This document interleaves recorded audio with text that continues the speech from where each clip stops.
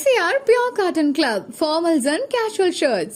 7 Screen Studios தயாரிப்பில் விக்ரம் பிரபு நடிப்பில் சிறை திரையரங்குகளில் வெற்றி நடை போடுகிறது. No compromise.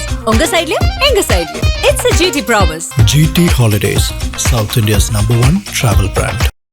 கன்னியாகுமரியோட பாராளுமன்ற உறுப்பினரான திரு விஜய் வசந்த் அவர்கள் இப்போ ஒரு ட்வீட் ஒன்று போட்டிருக்காரு. அதுல என்ன போட்டிருக்காரு அப்படின்னா, மும்பை மாநகராட்சி தேர்தல் பிரச்சாரத்துல இவர் பங்கெடுத்துக்கிட்டதாகவும் அது மட்டும் இல்லாம சில பிரச்சார கூட்டங்கள்ல கலந்துகிட்டு வாக்குகளை பெற்றதாகவும் சொல்லியிருக்காரு. இந்த இடத்துல வேட்பாளராக இருக்கக்கூடிய திருமதி ஈஸ்வரி வேலுவுக்கு தான் வாக்குகளை சேகரிச்சதாகவும் சொல்லியிருக்காரு. அது மட்டும் இல்லாம அந்த நிகழ்ச்சியில கலந்துகிட்டு பல விஷயங்களை பேசினதாகவும் போட்டிருக்காரு. சோ இப்படிப்பட்ட இந்த பிரச்சாரத்துல தான் கலந்துகிட்டது ரொம்ப சந்தோஷம் அளிக்குது அப்படிங்கிற மாதிரியும் தன்னோட எக்ஸ் வலைதள பக்கத்துல போட்டிருக்காரு. அதுதான் தவிர வந்து நம்ம ஒரு பெரிய ஸ்டார்டம் இதை எதிர்பார்த்து பண்ணல. இப்போ இந்த இதுவே ரெக்கக்னைஸ் பண்ணியிருக்காங்கன்னா அது வந்து நேரில் பெரிய விஷயம் தான் சொல்லுவேன். இப்போ தந்தையோட மறைவுக்கு பிறகு அந்த டைம் பேசினாங்க. ஸோ அந்த குடும்பத்துக்கு தான் நாங்கள் வந்து சில விஷயங்கள் பண்ண வேண்டியது இருக்குங்கிற மாதிரி காங்கிரஸ் சில தலைவர்கள் பேசினாங்க. ஸோ எளிமையாக நடந்துருச்சு அவங்களுக்கு இந்த சீட் வந்தது இல்லை அப்படின்னு நம்ம சொல்ல முடியாது. ஏன்னா வந்து அதாவது அப்பாவோடைய தொண்டு காங்கிரஸ் கட்சிக்கு பார்த்தீங்கன்னா வந்து ஈடு கொடுக்க முடியாத ஒரு தொண்டு. கட்சிக்கு மட்டும் இல்லை, மக்களுக்கும் சரி, சமுதாயத்துக்கும் சரி, அதே மாதிரி வந்து வியாபாரிகளுக்கும் சரி. ஸோ அவங்களோட ஜேர்னி வந்து ஒரு பெரிய ஜேர்னி. அவங்களுடைய கனவு ஃபுல்ஃபில் ஆனது 2019 ஒரு எம்பி ஆகி அவங்களுடைய அந்த டேர்மை முடிக்க முடியாமல் அவங்க வந்து கொரோனாவால் பாதிக்கப்பட்டு இறந்துட்டாங்க. இதில் வந்து என்னென்னா வந்து அந்த டைமில் தான் வந்து எனக்கு வந்து அப்பாவோட கனவுகளை நிஜமாக்கணும். ஏன்னா அது வரைக்கும் இருக்கும்போது நம்ம ஒரு ஃப்ரண்ட் ரன்னராக இல்லவே இல்லை. நான் வந்து அரசியல்னாலும் அப்பா கூட நான் ஈடுபாட்டில் இருந்தேன். நான் ஃபஸ்ட்டு அப்பா மேயர் எலெக்ஷன்லேருந்து கேம்பெயின்ஸ் போயிருக்கேன். அப்போ காலேஜ் ஸ்டூடெண்ட் நான். ஸோ அந்த மாதிரி நம்ம பிஹைண்ட் இதில் அப்பா இப்படி பண்ணலாம்ப்பா அப்படி பண்ணலாம்ப்பான்னு கன்னியாகுமரி வரும்போது நாங்கள் ரொம்ப இன்வால்வாக இருந்தோம். ஃபார் எக்ஸாம்பிள் பார்த்தீங்கன்னா வந்து நோவல் டாட்டா அவர்களை பார்த்து வந்து டிசிஎஸ் கொண்டு வரணும்னு கேட்டோம். அதே மாதிரி ஒரு ஜப்பான் நிறுவனத்தோட வந்து கடல் சீற்றத்தை எப்படி பண்ணலாம்னு பேசினோம். அப்பா வந்து முயற்சி எடுத்து ஏர்போர்ட்டே வர ஃபீஸிபிலிட்டி இல்லைன்னு சொல்லும்போது ஒரு எக்ஸ்பர்ட்ஸை கூட்டு வந்து அவங்கள டெல்லி கூட்டு போய் வாங்கி இஸ் ஃபீஸிபிள்னு சொல்லி ஃபஸ்ட் ஃபேஸ் பண்ணி செகண்ட் ஃபேஸும் ஓகே. ஸோ இந்த மாதிரி ஒரு விஷனோட போயிட்டு இருக்கும்போது திடீர்னு மறைந்த உடனே ஐயோ அது பண்ண வேண்டிய கடமை நம்மளுடைய கடமைன்னு நான் சொல்லுவேன். ஒரு தந்தையை விட்டு போன பணிகளை மகனாக செய்ய வேண்டியது. அது குடும்ப ரீதியாகவும் சரி, வசந்தன் கோவாக இருந்தாலும் சரி, சமூக பணியாக இருந்தாலும் சரி, வந்து இது எனக்கு செய்ய வேண்டிய கடமைன்றது எடுத்து உங்களுக்கு அந்த கடமையை அதை நம்ம பண்ணணுங்கிற ஒரு ஆசையும் கடமையும் இருக்கு. பட் கட்சிக்குள்ள அதை முழுமையாக ஒத்துக்கிட்டாங்களா? கட்சிக்குள்ள வந்து முழுமையாக ஒத்துக்கிட்டாங்கன்னா நான் வந்து மறைந்த பின்பு நான் உள்ளே வரல. அதுக்கு முன்னாடி பார்த்து ஏஐசிசி மெம்பராக இருந்திருக்கேன், ஆர்ப்பாட்டங்களில் கலந்துருக்கிறேன், நிகழ்ச்சிகளில் கலந்துருக்கேன். ஏன்னா அப்பா ஃப்ரண்ட் ஹேண்ட் இருந்தாலும் நம்ம தெரியல.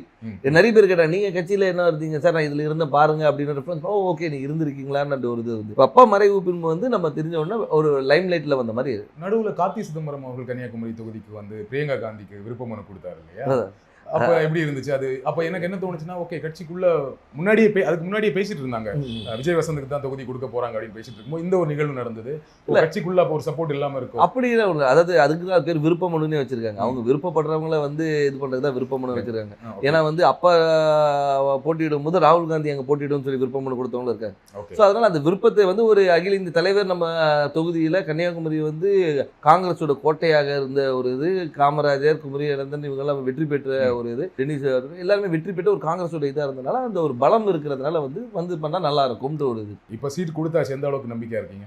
ரொம்ப நம்பிக்கையா இருக்கு. மக்கள் என்ன ரெஸ்பான்ஸ் சொல்றாங்க? மக்கள் ரெஸ்பான்ஸ் ரொம்ப நல்லா இருக்கு, ரொம்ப நல்லா இருக்கு. அதே மாதிரி என்னன்னா வந்து ஆதரவும், அதாவது வந்து முதற்கண் வந்து கட்சியோடைய ஸ்ட்ரென்த்தும் எங்களுடைய கூட்டணியோடைய பலமும், அதுபோல் அப்பா விட்டு சென்ற பணிகளும், அதுபோல் ராகுல் காந்தி அவர்களுடைய வருகை, அது வந்து அந்த கரெக்டாக அந்த மார்ச் 1 வந்தது வந்து ஒரு பெரிய எழுச்சியை கொடுத்தது.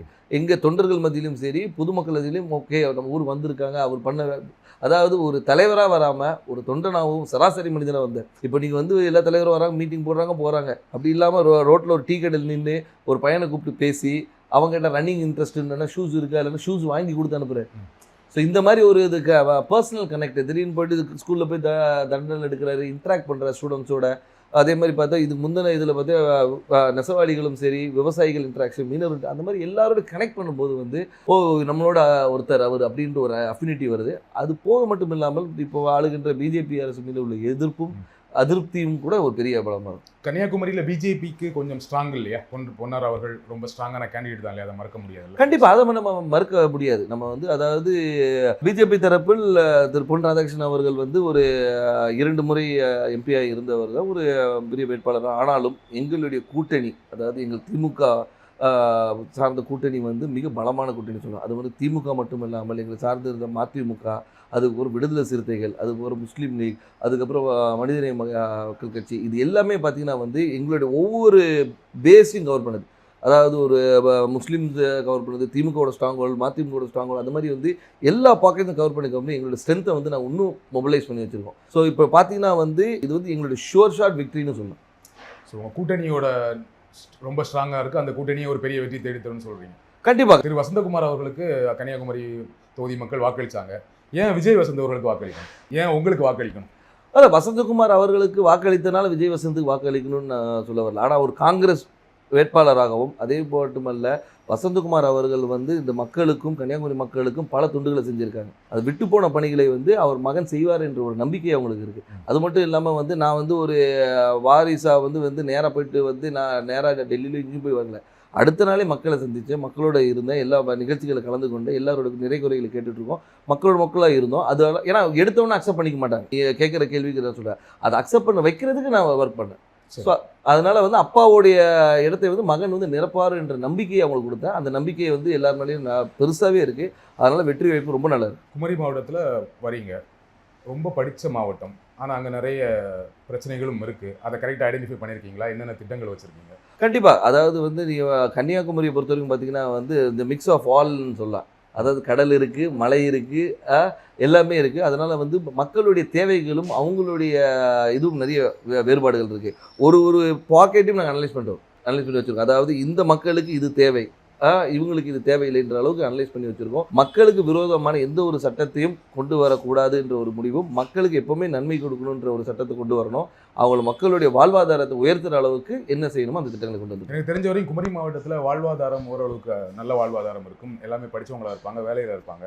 ஆனால் என்னென்னா அங்கே என்ன வேலை கிடைக்குன்னா, ஒன்று படித்து முடித்தா டீச்சர், பெண்களாக இருந்தால் நர்ஸு, அப்படி இல்லைன்னா இப்போ ஒரு சமீப 10 வருடங்களாக சாஃப்ட்வேர் இன்ஜினியர் நிறைய பேர் வந்து சென்னையில் வேலை பார்க்குறாங்க, ஃபாரின் போவாங்க, கப்பல் போவாங்க, இந்த மாதிரி வேலை செய்வாங்களே தவிர மாவட்டத்துக்குள்ள வேற என்ன வேலை வாய்ப்புனா எதுவுமே பெருசாக கிடையாது. ஃபேக்ட்ரிஸ் கிடையாது, சாஃப்ட்வேர் கம்பெனிஸ் கிடையாது. அப்போ அதற்கான திட்டங்கள் என்ன?